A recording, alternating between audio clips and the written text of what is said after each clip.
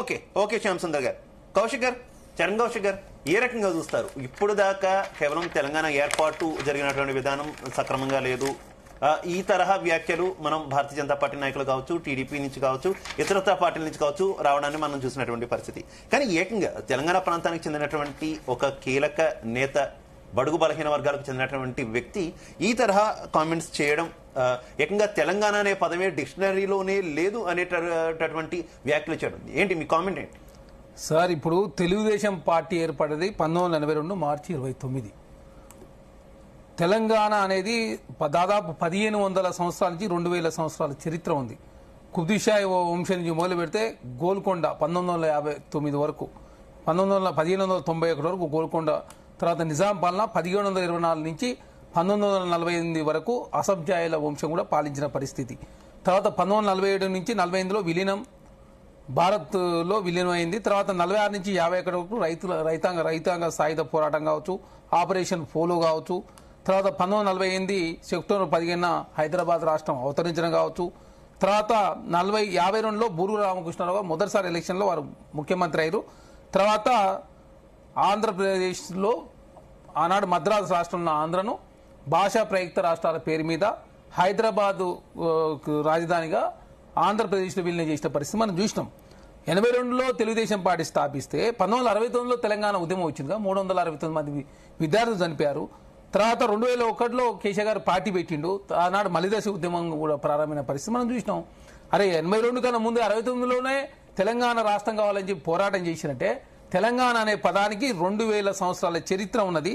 తెలంగాణ అనే పదం ఇప్పుడు కాదు, దాదాపు నూతన చరిత్ర ప్రాచీన ఆధారాల ప్రకారం 5వ శతాబ్దంలో మియన్మార్ జోలపాట అంటే తెలంగాణ దేశం అని చెప్పేసి 2000 సంవత్సరాల కిందనే తెలంగాణ దేశం అని చెప్పేసి పలికినటువంటి సందర్భాలు. అదేగాక త్రిలింగ దేశం పురాణాలు మరియు శాసనాలు కూడా కాళేశ్వరం కావచ్చు, దాక్షిణామం కావచ్చు, శ్రీశైలం కావచ్చు, తెలంగాణకు సంబంధించిన వారసత్వానికి సంబంధించినటువంటి పేర్లు ఈనాడిగా 2000 సంవత్సరాల చరిత్ర ఉన్నది. తర్వాత తెలంగాణ రాష్ట్రం కోసం 1969, తర్వాత 2001 నుంచి మొదలు పెడితే 2014 వరకు తెలంగాణ రాష్ట్రం. తర్వాత ఓరుగల్లు శాసనాలు మర్చిపోకూడదు. ఓరుగల్లు శాసనాల్లో కూడా త్రిలింగ అనేటటువంటి సిమిలర్ టు తెలంగాణ అనే పదాలు కూడా గుర్తించినటువంటి పరిస్థితి కూడా ఉంది. వారు 94లో ఎమ్మెల్యే షాద్ నగర్, 21, 22 మధ్య కాలంలో టీడీపీ రాష్ట్ర అధ్యక్షుడు చేశారు. మధ్యలో ఒకసారి టీఆర్ఎస్ పోయి మళ్ళీ మధ్యలో టీడీపీకి వచ్చిన పరిస్థితి కూడా మనం చూసినాం. కాబట్టి చంద్రబాబు నాయుడు గారు మన్ననలు పొందే ప్రయత్నం, అక్కడటువంటి తిరునాగర్ డాక్టర్ అదే ప్రొఫెసర్ జోష్నా గారు కూడా అదే పరిస్థితి.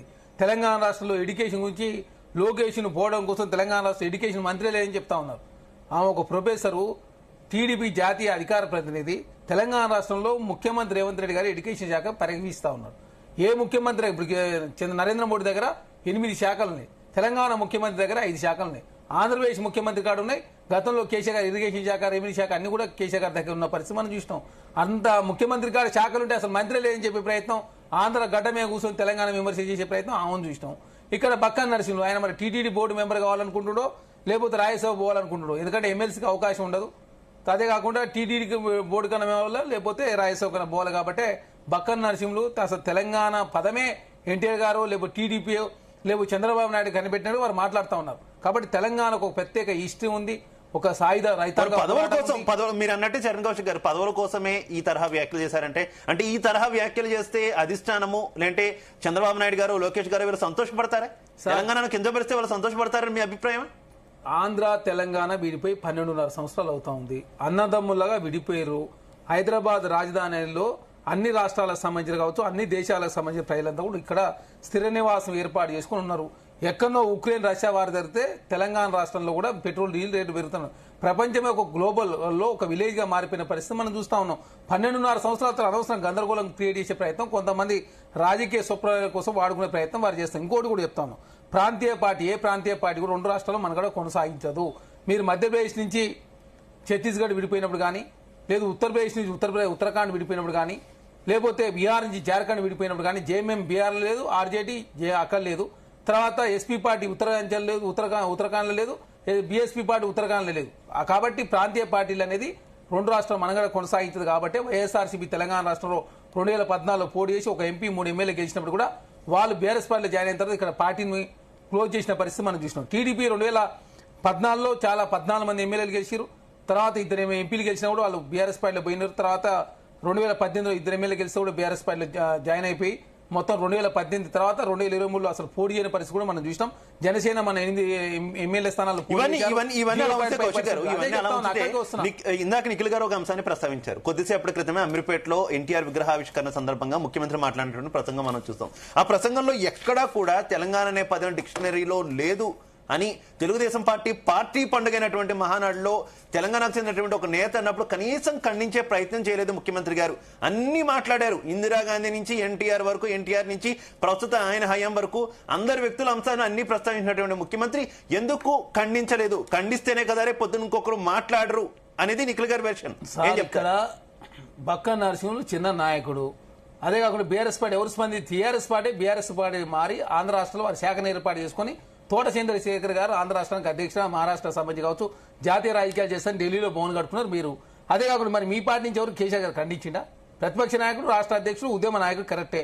కేసీఆర్ గారు కేటీఆర్ గారు కూడా ఖండించలే కదా.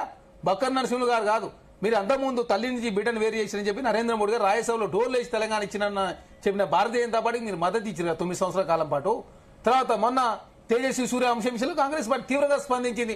పార్లమెంటు వేదికగా ధర్నాలు చేసిన పరిస్థితి, తేజస్వి సూర్యను సస్పెండ్ చేయాలని చెప్పి కాంగ్రెస్ పార్టీ కూడా మాట్లాడిన పరిస్థితి. తెలంగాణ రాష్ట్రంను అదేవిధంగా నామినేట్ చేయలేదు. దేశంలో పార్లమెంట్ సాక్షి 543 సభ్యులలో మెజారిటీ సభ్యులు తెలంగాణ రాష్ట్రం కోసం ఓట్లు వేస్తే పార్లమెంట్ లో బిల్లు పాస్ అయింది, రాజ్యసభ బిల్లు పాస్ అయింది. బీఆర్ఎస్ పార్టీకి ఉన్నది ఆనాడు 2 ఎంపీలు, ఒక ఎంపీ ఆల్రెడీ విజయశాంతి కాంగ్రెస్ పార్టీకి వచ్చారు. కాంగ్రెస్ పార్టీ శ్రీమతి సోనియా గాంధీ గారు కావచ్చు, మన్మోహన్ సింగ్ గారు కావచ్చు, దేశంలో చాలా పార్టీలు కూడా తెలంగాణ రాష్ట్రం కోసం మద్దతు ఇచ్చిన 12.5 సంవత్సరాలు అవుతా ఉంది. కాబట్టి ఈ అంశం విషయంలో వాళ్ళ పదవుల కోసం వాళ్ళేదో మాట్లాడితే కాంగ్రెస్ పార్టీలో చాలా మంది నాయకులు స్పందించారు. ఇప్పుడు ముఖ్యమంత్రి గారి ఆ అంశం వేరు, ఈ అంశం వేరు. ఎన్టీఆర్ గారి అంశానికి అదేవిధంగా ఈ బక్క నరసింహ అంశాన్ని తీసుకొస్తే మళ్ళీ అంతా లేనిపోయిన గందరగోళం క్రియేట్ అయ్యే అవకాశం ఉంది. కాబట్టి గతంలో ఎన్టీఆర్ గారి విగ్రహం ఖమ్మంలో పెట్టినాడు, పువ్వాల అజయ్ కుమార్ కూడా ఖమ్మంలో ఏర్పాటు చేయించాడు. తెలంగాణ రాష్ట్రంలో కాంగ్రెస్ పార్టీ జూబ్లీ ఎలక్షన్ తర్వాత మాట ఇచ్చింది కాబట్టి దానిలో భాగంగా ఎన్టీఆర్ గారి విగ్రహాన్ని అమీర్పేట చౌరస్తా ఏర్పాటు చేస్తాం మైత్రివనం అని చెప్పి ఇప్పుడు అక్కడ ఏర్పాటు చేశారు. ప్రభాకర్ రెడ్డి గారి విగ్రహాన్ని ఏమో అక్కడ చిత్రపూడి కాలను ఏర్పాటు చేస్తామని చెప్పేసి జూబ్లీ ఎలక్షన్ తర్వాత మాట ఇచ్చిన మాటను ప్రయత్నంలో ప్రభుత్వం ముందుకు పోతూ ఎన్టీఆర్ గారు తెలంగాణ రాష్ట్ర కావచ్చు తెలుగు జాతికి ఏం చేసిండు, దేశ రాజకీయాలు ఏ విధంగా శాసించిండు, వారు కారణ జన్మ ఎట్టారు, వాళ్ళ స్ఫూర్తితోటే నేను ఆ లైబ్రరీలో చదువుకొని ఎట్లా ముఖ్యమంత్రి అని చెప్పేసి ముఖ్యమంత్రి గారు మాట్లాడారు. బక్కన్ నరసింహులు కావచ్చు, ప్రొఫెసర్ జ్యోత్స్నా తిరు గారు కావచ్చు, వాళ్ళ పదవుల కోసం వాళ్ళు ఏదో మాట్లాడితే వాళ్ళ మీ గురించి అంత పెద్ద సభలో మాట్లాడి పెద్ద ఎత్తున దాని ఏదో పెద్ద వాళ్ళకి పెద్ద ప్రయారిటీ ఇచ్చినట్టు చేయొద్దనే ఉద్దేశంతో కాంగ్రెస్ పార్టీ సంబంధించి ముఖ్యమంత్రి గారు మాట్లాడలేదు. ఖచ్చితంగా కాంగ్రెస్ పార్టీ కాదు, తెలంగాణ రాష్ట్రంలో ఎవరైనా కూడా ఖచ్చితంగా ఇట్లాంటి వ్యాఖ్యలు చేస్తే ఖచ్చితంగా ఖండిస్తారు. అది కాంగ్రెస్ పార్టీ తెలంగాణ రాష్ట్రంలో బీఆర్ఎస్ బీజేపీ తెలంగాణ రాష్ట్రంలో ప్రతి ఒక్కరు కూడా ఖండించే సందర్భం. ఎందుకంటే తెలంగాణ రాష్ట్రానికి సంబంధించి ఆ పేరే ఎన్టీఆర్ గారు టీడీపీ చంద్రబాబు నాయుడు పెట్టినట్టు వారు మాట్లాడితే తెలంగాణ సమాజం నవ్వుకుంటారు. గతంలో టీడీపీ టీఆర్ఎస్ పార్టీతో 2009 ఎలక్షన్ కూడా పోటీ చేసిన పరిస్థితి మనం చూసినాం. తర్వాత 14లో టీడీపీ వచ్చి కాంగ్రెస్ పార్టీతో పోటీ చేసింది. రాజకీయాల్లో ఎవరు శాస్త్ర శత్రులు శాస్త్ర మిత్రులు ఉండరు. జేడీఎస్ అసలు బీజేపీతో లేదు, కాంగ్రెస్ పార్టీతో ఉండే, మరి జేడీఎస్ బీజేపీతో ఉన్న పరిస్థితి. ఆ మెహబూబా ముక్తి అయితే ఏకంగా జమ్మూ కాశ్మీర్ లో బీజేపీతో పొత్తు పెట్టుకున్న పరిస్థితి మనం చూసినాం. కాబట్టి రాజకీయాలు వేరు, పార్టీలు వేరు. పార్టీలు ఎప్పుడు వాటి అవసరాల కోసం ఎవరితో ఎవరైనా పొత్తు పెట్టుకుంటారు. ఆమ్ ఆద్మీ పార్టీ కాంగ్రెస్ పార్టీ పొత్తు పెట్టుకోలేదు కాబట్టి నడుస్తున్నాయి. కాబట్టి దయచేసి రాజకీయ అంశాలు వేరు, ప్రాంత అంశాలు వేరు. కాబట్టి ప్రాంత అంశాల విషయంలో వాళ్ళ స్వార్థం కోసం మాట్లాడిన వ్యాఖ్యలు కాంగ్రెస్ పార్టీకి మేము తీవ్రంగా ఖండిస్తాం. రైట్. ఏ స్వార్థంతో నిఖిల్ గారు, ఏ స్వార్థంతో ఆయన ఈ తరహా వ్యాఖ్యలు చేశారు? అలాగే మీ క్వశ్చన్ కి చరణ్ కౌశిక్ గారి దగ్గర నుంచి ఆన్సర్ దొరికింది అనుకుంటున్నారా? తను ఏ స్వార్థంతో చేసిండ్రు అనేది యావత్ తెలంగాణ సమాజం అంతా చూస్తా ఉంది. తనకు ఇందాక చరణ్ కౌశిక్ గారు చెప్పిందని